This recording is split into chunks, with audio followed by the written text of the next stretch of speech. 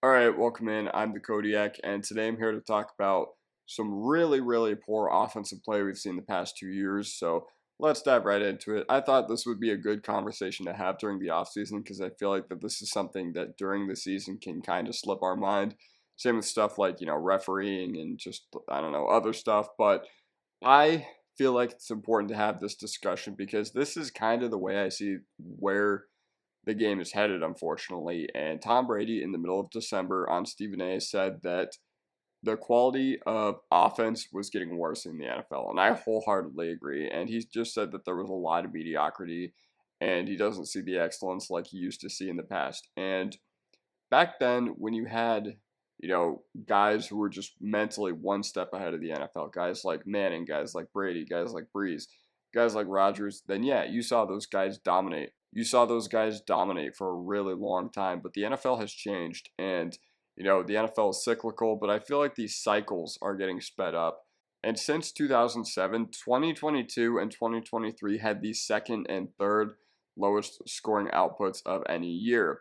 2017 was the lowest, and that was before we had our explosion of offensive rookies in 2020 and 2021 that injected a lot of talent into the offensive ecosystem of the NFL in general. 2017 had a lot of aging vets. We had a lot of guys on the brink of retirement, and the level of talent from the draft classes before 2017 were not that great. And honestly, I think the NFL really started to take off again in 2018 and 2019 because you saw rookies get better. You saw Mahomes' explosion in 2018. You saw Lamar's explosion afterwards. And when you look at how offensive scoring in general is trending, it's not that crazy. Like, no absurd number, not absurdly low. And we always have bad offensive play. I'm sure you can point to any year on this list and point to a random low scoring game and be like, yeah, week 11 in 2016, yeah, that game between these two offenses was terrible. But my point is, we've never had as much bad football offensively as we do today. And over the past 2 years, we've had some historically bad contests where the teams, for the most part, seem like they can't get anything going. It's sacks, it's punts, penalties, turnovers. Those were probably really fun games for you to watch if you like that, but primetime usually amplifies topics of conversation throughout the football world, and we've seen a lot of bad football. So here are the games that stick out to me. I was going back on the 2022 season long, and these are the games that really stuck out to me as having really bad performances. Now you'll notice that the main culprits for just absurdly terrible offensive performances were the Broncos and Patriots and Jets over the past 2 years. The Broncos, yeah, obviously we saw Nathaniel Hackett and Russell Wilson just not mesh well at all. But I remember Jimmy Garoppolo against Russell Wilson in week 3. Defensive battle, but Russell Wilson brought him back at the end. And then week 5, 2022, this one was particularly terrible. I think everybody can pretty much remember where they were at that point. And then on Thursday Night Football next week, we got Washington at Chicago, which was always a treat. And then Monday night, we got the Broncos and the Chargers again. And then 5 weeks later, we got the Jets and the Patriots, where Jones had that walk-off punt return touchdown. And then the next year, here are some games that were awful in 2023. So the Saints and the Patriots. Now, the Saints did not play bad. They played a great game, but this one gets a special mention because the Patriots had the worst game from any team I've ever seen, period. Besides, I think 2020 Tampa on Sunday Night Football in the middle of the season, also against the Saints. I think that's got to be an honorable mention because that was a really embarrassing performance. But it worked out for them, so good for them. They got their revenge in the playoffs and the Super Bowl. Week 10, Colts and the Patriots. This was the Germany game. Yeah, I feel bad for all those German fans that had to watch that. And then we had Mac Jones against Tommy DeVito. You know how that's going to go. And then Monday night, we had the Bears and the Vikings. Josh Dobbs had finally come down from his Linsanity run. And then a week later, we got the Chargers and the Patriots. I believe 6-0 was the final score. Falcons and the Jets on the exact same week in the exact same region of the country. And then a week later, we get the Vikings and the Raiders. I didn't actually get a chance to tune into this one, but since I live in Las Vegas and I worked with a bunch of people who went to the game that day, I asked them if being there in person was as painful as the box score looked, and they said the box score did not do justice to how bad the game was. Christmas, Raiders at Chiefs.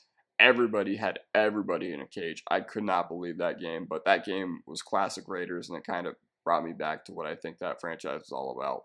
So here's a few reasons why these really, really bad performances happen by these offenses. So defensive line talent is blowing offensive line talent completely out of the water. The amount of D-line talent that's coming into the league is absolutely crazier.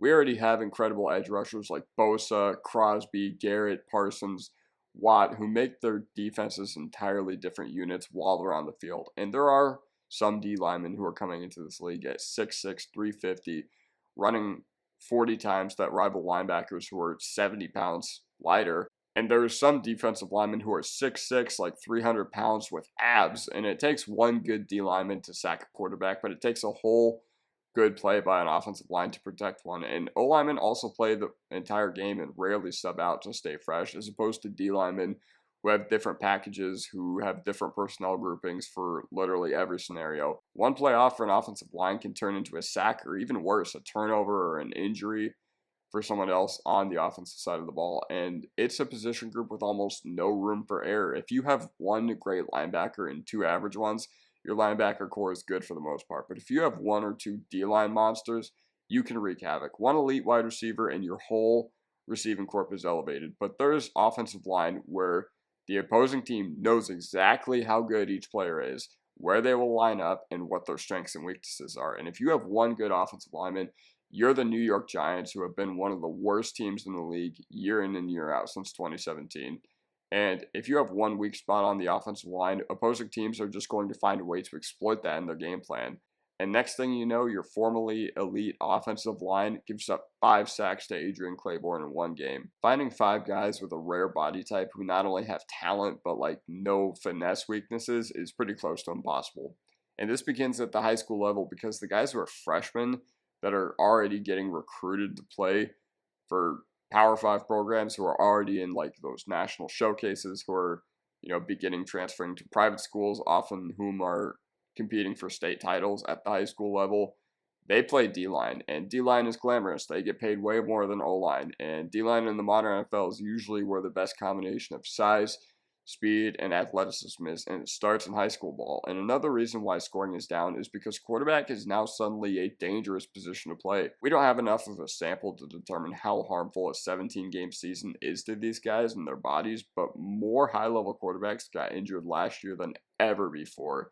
And yes, I say high-level quarterbacks because that does matter. It wouldn't matter if there were guys like Desmond Ridder, Mac Jones, who are getting hurt. But now we've seen some really high-profile quarterbacks get hurt over the past few years.